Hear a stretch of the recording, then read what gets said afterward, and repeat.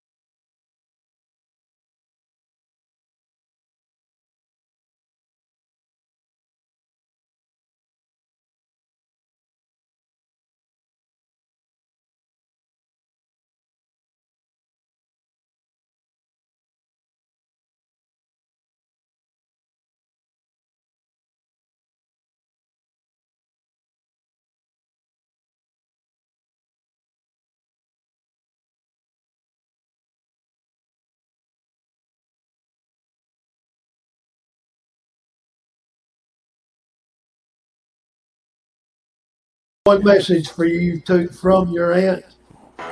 She will bust both of you in the head. Can y'all hear me? Not rocket science, I think you, like me, have a face for radio.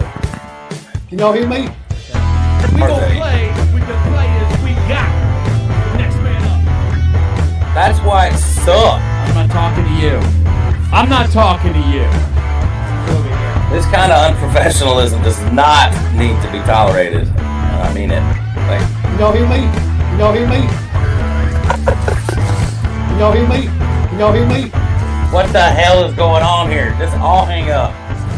Another episode of the BS Podcast. Hang on. Moran. Hang on. There's all kinds of noise in my ear now. Oh, jeez. We need a little bit more professionalism. One message for you from your aunt. Oh, man. How do I not get it right? Welcome, everybody, to this live college football reaction. Alabama beats Eastern Illinois a lot to nothing. So we'll be joining the Coach DeBoer press conference, or we'll be bringing that to you live as that comes up. No surprises here as Alabama beats Eastern Illinois. What was it, 55? Lord have mercy. 55 to nothing. Pretty exciting to see all the guys get in the rotation, which is good. And I think Coach DeBoer said it just quite well. You know, that's the program. Those are the guys that help them get things done in the program. And it's not possible to do what they do without them. So it's always great to see the supporting cast get an opportunity to go out and be a part of the game on the field. And I mean, I imagine that if I ever, had the pleasure of going to Alabama, being a part of the football team, and I got on the field for one play, I would be ecstatic. I mean, you're not there just to be one play will, but man, and an opportunity to get on and to play and, to see the breadth of the quarterbacks. It'll be interesting to hear what he has to say. I don't think there's going to be any surprise this press conference. But for those of you who are concerned about Alabama running the football, as long as we're playing Eastern Illinois, we are going to have a great opportunity to run the football. So if that's our opponent week after week from here on out, heck, man, we're in good shape. Don't you think? We have 7 or 8 rushing touchdowns. So now, the shift is going to happen. All the focus, they're going to probably spend 5 minutes, enjoying that win. But the next thing you know, they're going to tune right in. Oh, sorry about that. The video distracted me, so my apologies. The focus is going to shift now over to Auburn, and we're heading there. We know there's all kinds of voodoo. 56 to nothing, excuse me. Looks like Oklahoma took care of business today, beating Missouri at home, which Norman's a very difficult place to play. But it looks like they beat them 17-6. So I don't know if we're going to see any surprises this week, but it's about that time. It's about that time for rivalry week to come up. So interested to know your thoughts. I see you guys are watching. If you have any comments, if you're on X, please repost this video. This is our live reaction show. We ask that you come in on Monday when we do our full show with Wild Bill and his Bama bullet points. Me, the stats in the second quarter. The Dash is on DeBoer, which this week coming up, they're not going to be available. They're going to be traveling for Thanksgiving week. And then the fourth quarter where we talk about our predictions. So this is mainly for us to get a look at what the coach has to say about the game, about his feel for where it's at. We get an opportunity to listen in on the reporters, and they get to talk about what they saw from their perspective.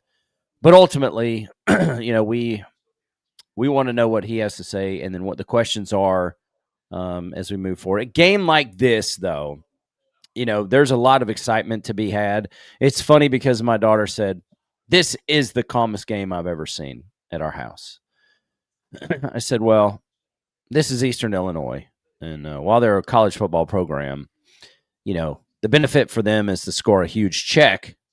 Their players get on the national stage playing against Alabama, and then our team gets the opportunity to dig deep into the roster and get some guys on the field. So I really think it's great. Interesting that there were several of the seniors who didn't play. It looked like they were resting them for one reason or another. I myself, thanks to YouTube TV and Disney, $2 billion organizations who can't get their crap together, I wasn't able to watch the beginning of the game because I hadn't yet figured out how to see it. So I was searching YouTube TV, etc. But yeah, I want to go look at a few stats, which I typically do stats on Mondays, but I'm very interested to know. And I told the Bama hotline, I said, "Hey, if me, being a low level coach back in the day, the entire first half for me would have been, run practice. Like, let's line up, let's run the football. That just would have been, that would have been me just trying to figure out, unless the coaching staff knows, where the challenges are and working on the scheme against some live competition. So here we go. Coach DeBoer. You bet. Yeah, just good to get a lot of guys out there today, and of course, get the win and just a good week of practice. Good locker room downstairs. Excited about a few things. One, getting a lot of guys on the field. Had some shout outs to some of the walk-ons in particular who put in a lot of work.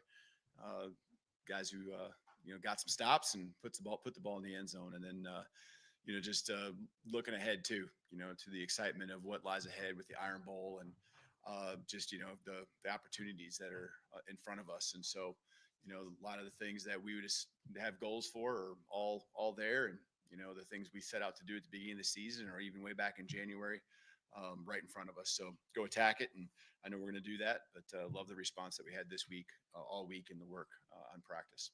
Thank you, Coach. Start on the right side on the front, Charlie. Yeah, Coach, just want to see if you had an update on Josh Cuevas and maybe how long he'll be down for. Yeah, we'll just kind of have to see how he comes along here during the week next week.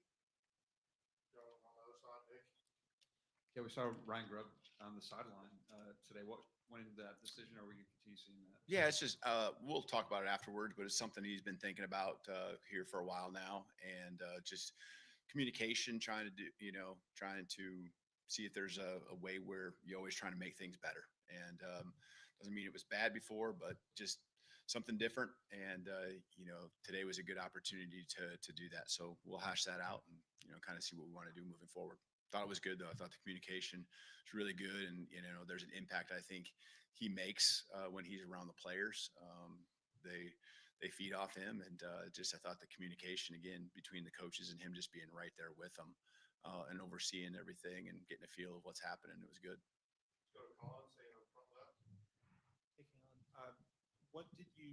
What was your message to Connor Talty? It seemed like there was kind of a visceral reaction from fans after he missed that field goal and when he came back for an extra point. What was kind of your message to him as he continues to struggle? Yeah, I just hope I wish they'd have their back like I know our locker room has his back, and he's working hard, and he had a great week of practice. I don't think he missed one all week, and we put him all over the place. So,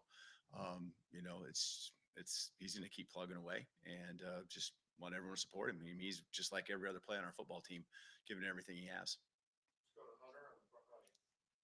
Yeah, just going off that, what went into the decision to put in Peter Notaro and then bring Talty back into the game after?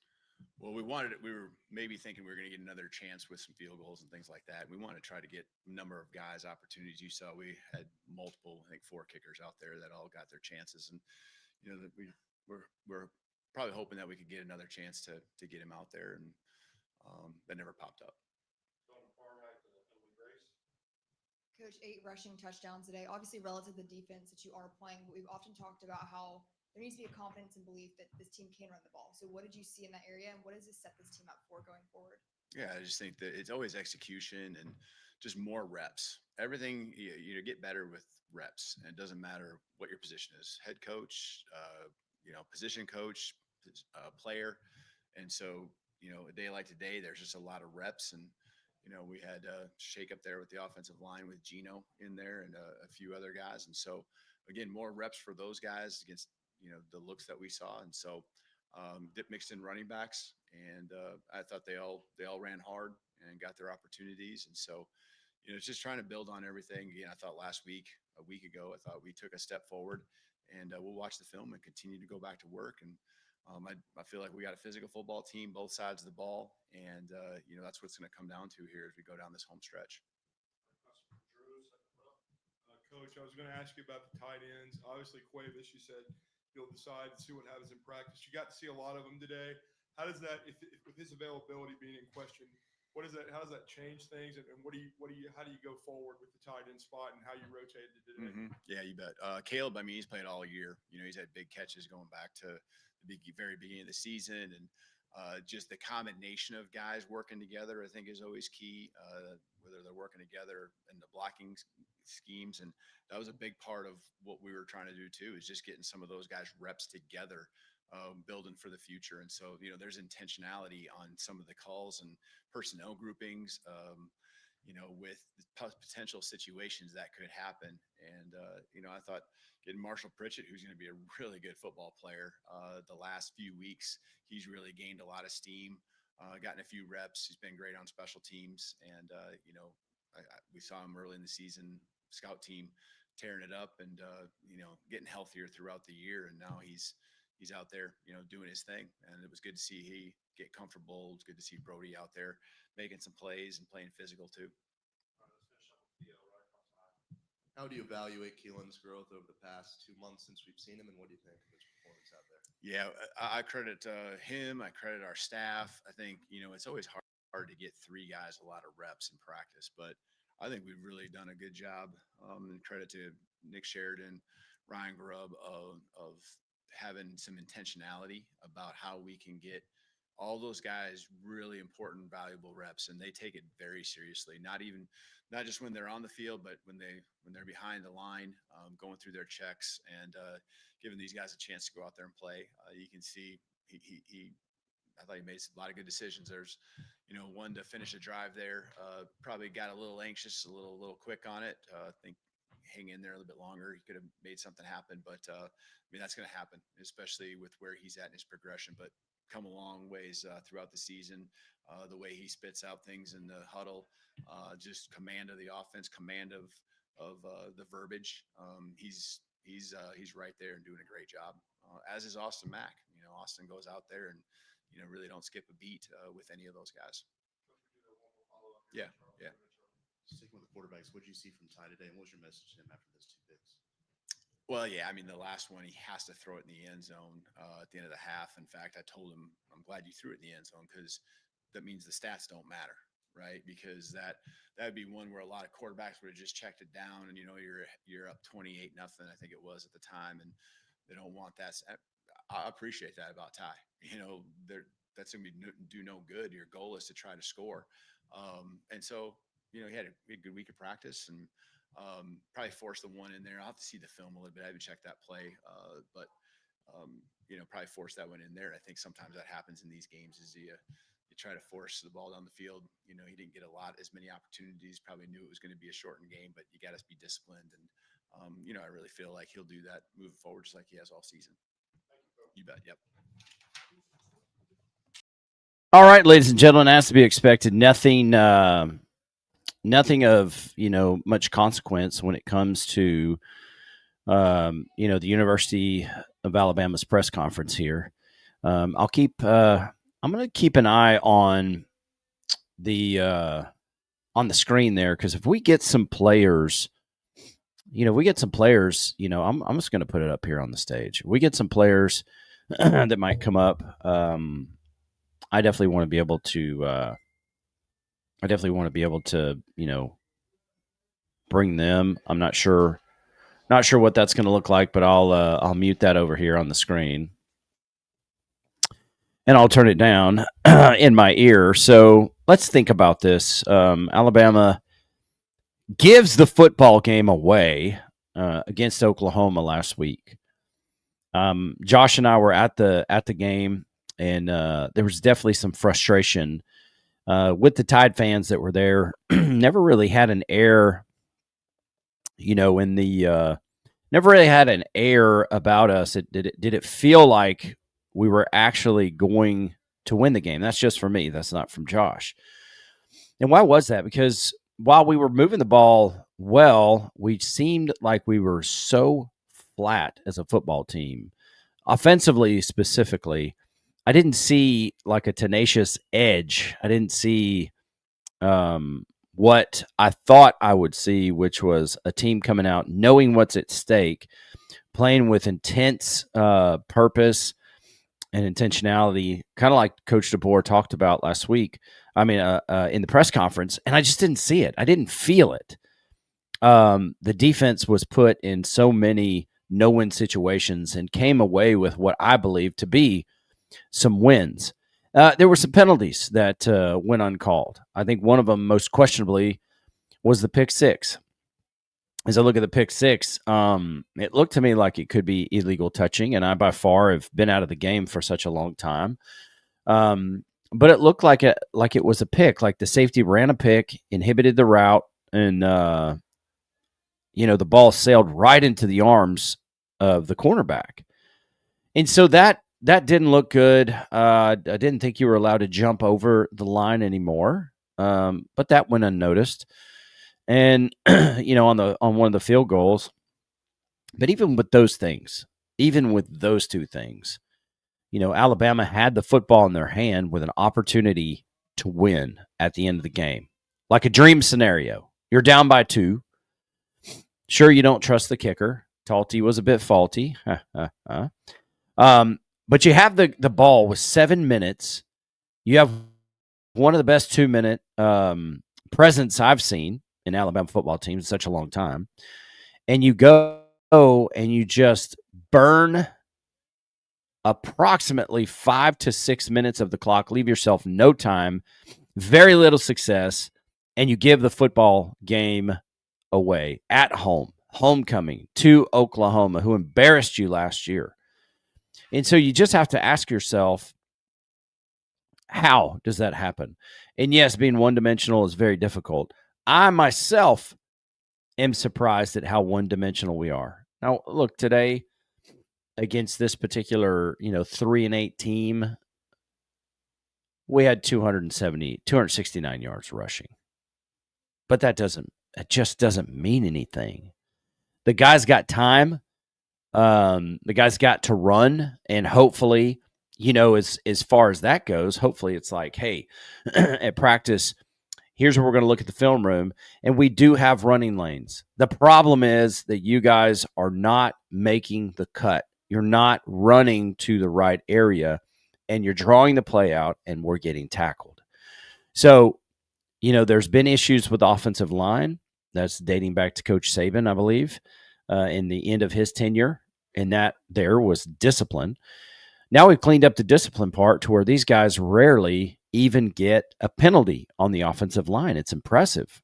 But even more rare has been their ability to execute with consistency.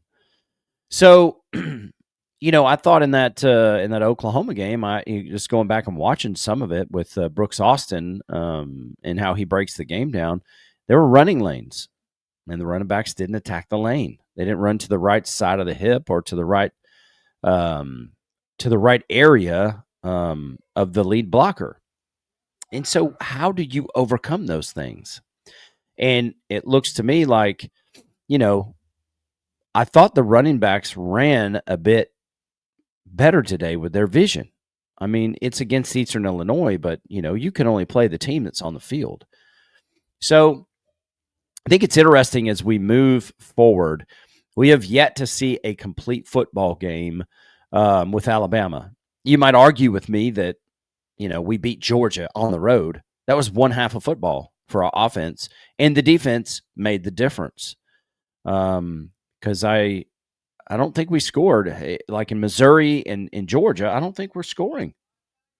So what happens if Alabama begins to peak at the right time? What happens if Alabama does get the scheme better? What happens if Alabama's running backs get the vision? What happens if Coach Grubb being on the sideline is a game changer because he has the ability to coach our team up in the moment on the ground and his energy's down there? So that's great news. And the fact is that if we peak at the right time and we start to play, these next games and they are complete football games, I think it'd be hard for anybody to beat us. Now, look, the truth is that the national championship runs through Ohio State. And they're the defending champions right now. And I'm not going to listen to you say, yeah, they don't play anybody.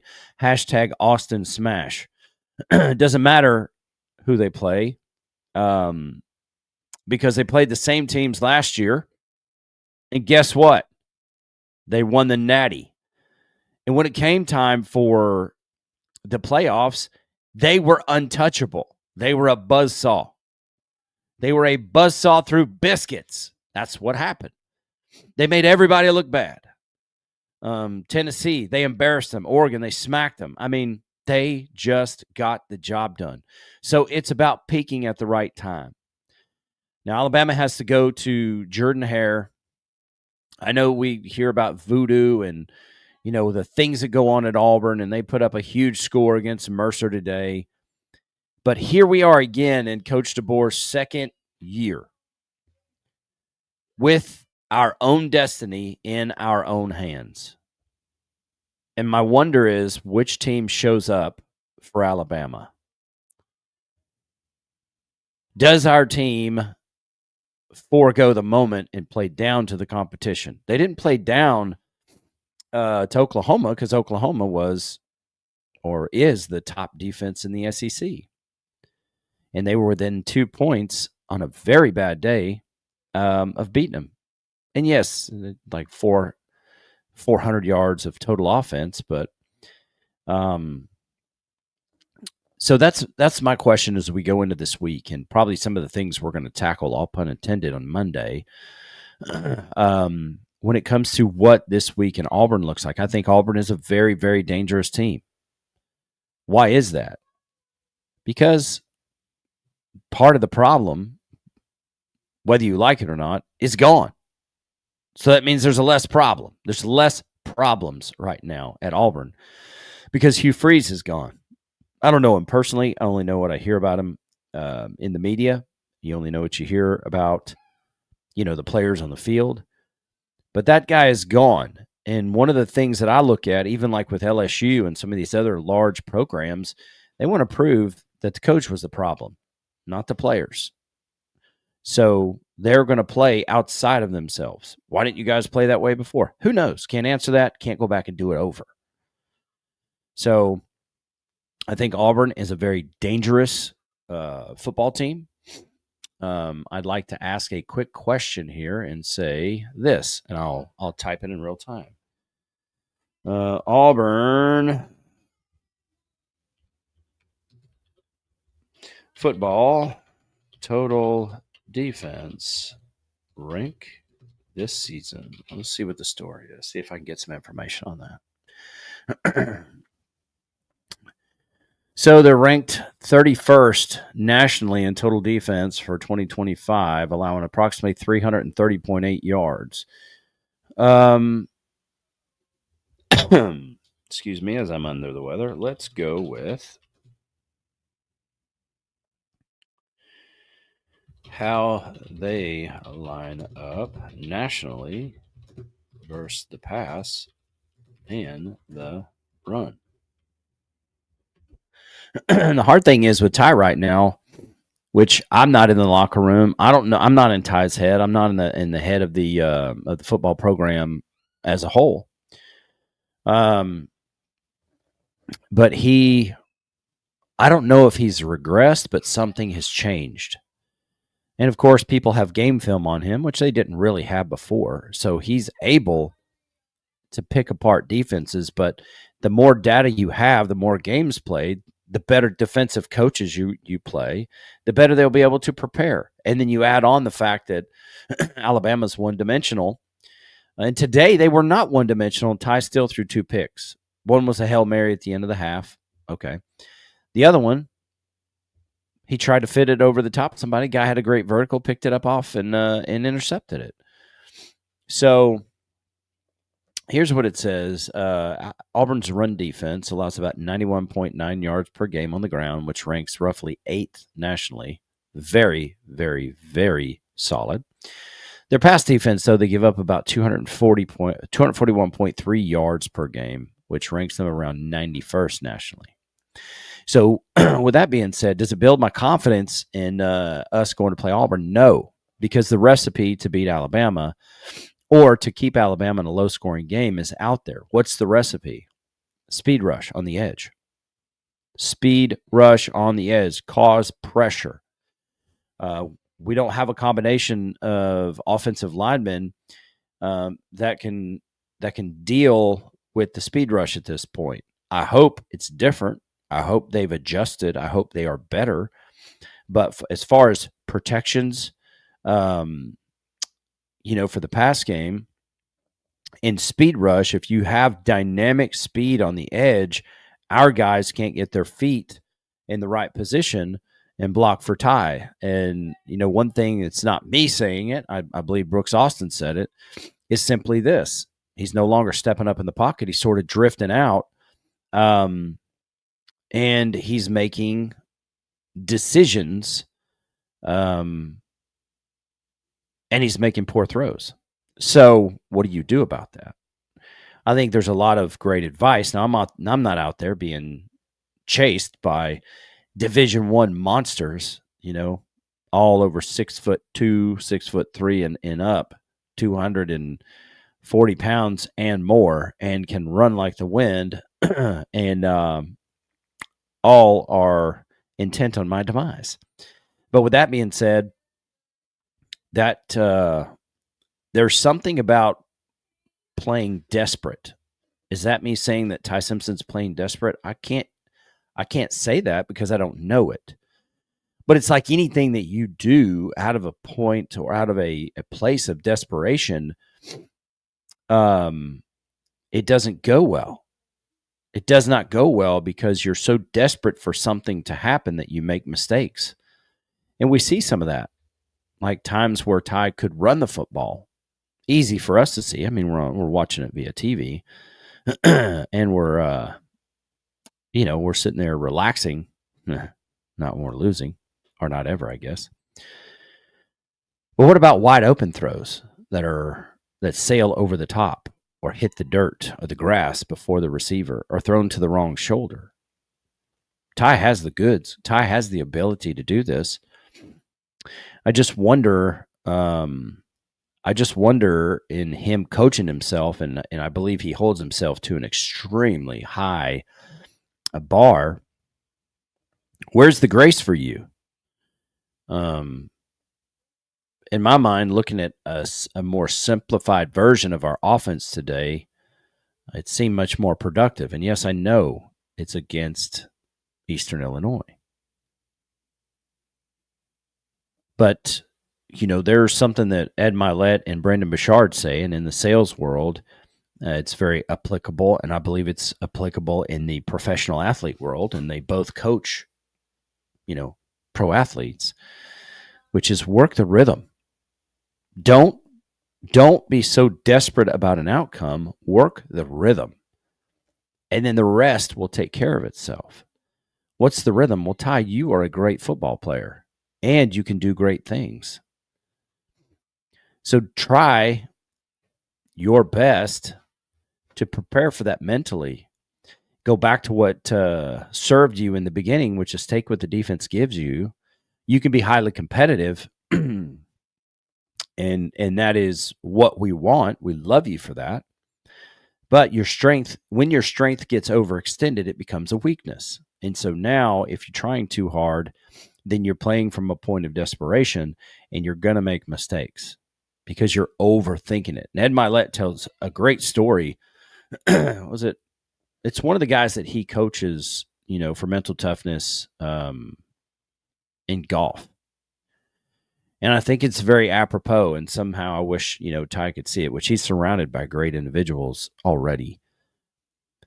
But you can't think ahead. You can't think ahead of what this is going to be because in your mind, you may be already out front. You're so desperate for it to happen that you could push it out of the way. So really, you work your rhythm. You do what you know. You play football. And after you're done playing football, the rest will take care of itself. So as the competition gets better, the windows get tighter. And so it becomes more difficult to throw into those particular spots. You are totally capable of doing so. You have the talent to do it. You have the physicality to do it. But what's important is, live to see another day. It's okay to punt sometimes. And that's easy for me to say because I'm a schlub, high school football player, coached high school football. Nothing to the level that he's performing at. But I just know in my own professional life, when you get desperate, you screw things up. So work the rhythm, play the rhythm. Challenge your offensive linemen to execute. Challenge your running backs to hit the seam. And when you hit the seam, you have to hit your after booster and blast forward. I don't know what it looks like, but if Auburn is ranked 8th nationally in run defense and they're allowing 91 yards a game, there's a chance that could be sub 70, sub 80 for Alabama just because of our inability to execute. And so if they know that you can't run the ball, it's no longer a threat. What happens? They're able to pin their ears back and come after you. They're able to commit guys to the pass because the run is just not going to matter. So we'll see how it goes. Definitely great to get Coach DeBoer back to 9 wins. And, when he goes to Auburn and he beats Auburn, that'll be his first 10-win season at Alabama. And the next thing we'll have to do is take what the defense gives us. Go to the SEC championship? Who knows? Go to the playoffs? Quite possibly. So that's what we're hoping for. And you Alabama fans out there, as well as I do, after that loss to Florida State, we were wondering if this team was going to win 8 games just because of how poor it looked. And now I'm going to go and see.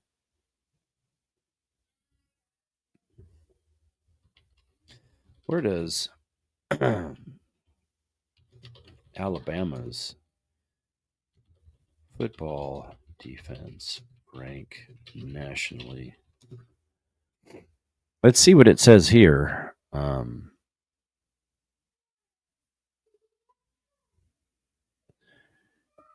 So Auburn is ranked 31st nationally. So in total pass yards allowed, they are ranked 9th nationally, allowing roughly 162 yards per game. Their overall rank for total defense number listed puts them about 14th nationally, allowing 303.2 yards per game. Let's see where they rank against the run defense. Yards per play, 4.9, which is ranked 28th nationally. There's a lot of yards per game, per play going on out there. Total yards allowed per game, 294.1 through 10 games. Points allowed per game, 17.8, which ranks them 13th. And if you like, I can pull separate rankings. Let's see. Pull them. And let me know. I don't know what else I want to. How their strength of schedule lines up versus the top 25 defenses. Just a little impromptu questionnaire here for those of you watching the program. And hey, all of you are watching via X at this point. So, hey, if you're on X, why don't you go ahead and repost this? This is not a terribly, it's not a terribly entertaining show. The Q Dog here, if you can't tell, he's under the weather. That's me talking about me in the third person, which is tough. It's actually easy for me to do. All right, so rushing defense, 132 yards a game. Pass yards allowed, 161, 294 for a total. Yards per play, 5.4. That's different. The rush defense is the very strongest at 132 yards a game, well below the typical average. How is that? This guy doesn't tell me that Auburn allows 91.1. Pass defense, 161, is also very good, among the better units nationally. Overall, they allow under 300 yards a game, which places them in the top defense top defense tier. The yards per play is 5.0, indicates strong situational defense. Yeah, but look, if it's an average of 5 yards per play, you get 3. That's 15 yards. So let's see. Strength of schedule: Alabama's at number 6. The toughest schedule among all teams. Another metric looks at Alabama's strength of schedule value, 186, the third hardest, according to a model from the PFSN. In the article on how Alabama's strength of schedule stacks up versus top teams, Alabama's remaining schedule was ranked 22nd hardest at that point in the season.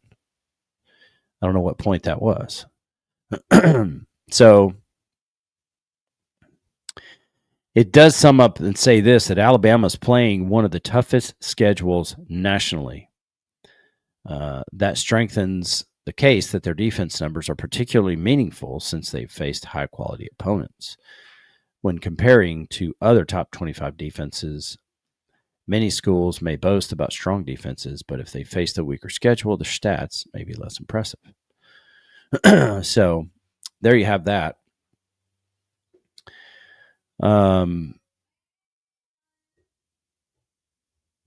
I think that's important to say. I'm just gonna really quickly. I'm gonna say pull the top 15 in college football, rank them with SOS, highest to lowest. And like I say, strength of schedule matters to a degree. But you got to play the team on the field. That's what you got to do, dog. You got to play the team on the field. Here are some of the top teams, top 15 from the 2025 season, sorted by reported strength of schedule, SOS, hardest to the easiest, along with their approximate strength of schedule ranking. Team number 1, Florida, number 1 schedule. The number 1 toughest schedule, according to the rankings that were found.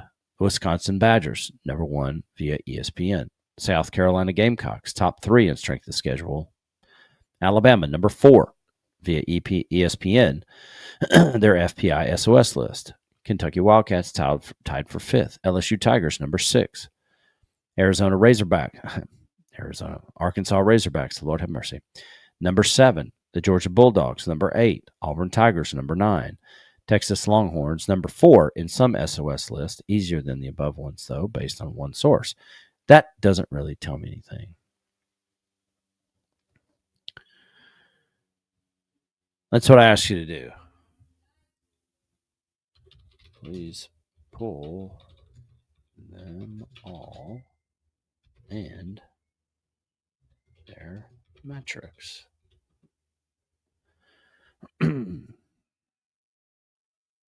There has to be a way. I hope that I'm developing a way to, all right. Somebody's live on the BS Podcast Facebook page. That's awesome. go ahead and throw a comment in there. I'm about to wrap this show up, but would love to hear from you. I think it's a little more difficult on Twitter. On X to make a post live here on our software. But let's take a peek here. We'll see what we got. So it looks like it's looking through On3, Sports Illustrated, ESPN, among others. So it's trying to pull the data. And we're looking to pull the top 15 teams based on strength of schedule. So number 1 should be the toughest schedule. We'll see. Okay, well, I think this is cool. Let's do this, and then we'll rock and roll out of here. So, college football rank number 10, Alabama. Strength of schedule number 4. The number 4 team in the country, Georgia. Strength of schedule number 9. The number 8 team in the country, Oklahoma, the Boomer Sooner. Their strength of schedule is number 12. Vanderbilt, number 14 in the country, number 14 strength of schedule. The number 3 team in the country, Texas A&M, they have a strength of schedule number 15 as far as SOS goes. Notre Dame, the number 9 team in the country, their strength of schedule is 23. The number 6 team in the country, Ole Miss, the Rebs, their strength of schedule is 24. USC is the number 15 team, and their SOS, number 7. Number 13, Miami. Their SOS is number 29. Number 1, the Ohio State University. Their strength of schedule is at 33rd in the country. 7th is the Oregon Ducks. Shout out to my buddy Zach, former Oregon Duck. Big fan. Their strength of schedule is 36th in the country. Number 2, Indiana. Undefeated Indiana. Their strength of schedule is set at 39 based on the numbers. So they're 39th. They have the 39th toughest strength of schedule in the country. Number 11 is BYU. Their strength of schedule is at 46. Number 12 is Utah. Strength of schedule 54. And the easiest schedule out of this entire group, allegedly, is number 5, the Texas Tech Red Raiders. And their strength of schedule, their SOS, is at 58. So here's what it says. Alabama's SOS, number 4, is the toughest among all college football top 15 teams listed here. Only a couple of CFP teams outside of the top 15 are in the same neighborhood, schedule-wise. Defensively, while they're not number 1 statistically like Ohio State, Oregon, and Indiana, Bama is top 10 in pass defense and around top 15 in scoring defense on one of the hardest slates in the country, which makes their numbers punch above the raw rank. That's true. So I think that's something that's important to see. It's important to know that there's got to be something to strength of schedule. I'm going to be digging more into that behind the scenes, and we'll see where that goes. But as for now, your Alabama Crimson Tide, 56. Eastern Illinois Panthers, -5. How is that even possible? We know it's not. But we know that they scored 0. They goose-egged it. The other part that's really, really cool, I mean, this is just outstanding. I'm going to go ahead and steal my thunder. I'm going to steal my thunder from Monday. Well, let's take a look here. 20 plus 14. They had 34 yards on the day. That's pretty impressive. I don't care what team it is. It's pretty impressive. So kudos, boys. Kudos. Way to get her done. Just looking at the stats. Yeah, we had more turnovers. Our time of possession was wacko jacko in a good way. We missed a 4th down. We weren't 100% on 3rd downs. Still low in the penalty category. Guys, you were being more and more disciplined. And we weren't even in the same zip code. We weren't in the same state, in the same region when it comes to 1st down. So props to the defense. And I said earlier in the BS podcast, I was like, hey, in the chat, in the BS hotline, or the Bama Sports hotline, I was like, write Kane Womack a huge check. And is that something I thought I would have said last year after the way the defense crumbled and we couldn't stop Pavia and we couldn't stop, what's his name, Jackson Darnold at OU? We seemingly couldn't stop anybody. Well, those things have changed. And for now, that is it. To all you over there on X watching, if you're not bots, I appreciate you. If you are bots, I'm not going to say anything ill towards you because I would be very... No, I'm going away from that. Anyway, that's it for now. That is our live reaction show. You got to see Coach DeBoer's press conference, him talk about the team. There's a question. Rumor has it, according to Austin Dash, that Cuevas broke his foot during practice, and that's disturbing, but I believe we have some talent at tight end that might be able to step up. It'd be hard to do in that Auburn atmosphere, but hey, that's why you come to Alabama, to play those kind of games. So for Quincy Moran, for the Q-Dog, a.k.a. the Q-Diggity Dog, this is a solo episode of the BS Podcast. Thank you so much for being here. Your Alabama Crimson Tide dominates the Eastern Illinois Panthers 56-0. And that's exactly the way it should have gone. So we will see you again on Monday. Roll Tide, everybody. One message for you from your aunt. She will bust both of you in the head. Can y'all hear me?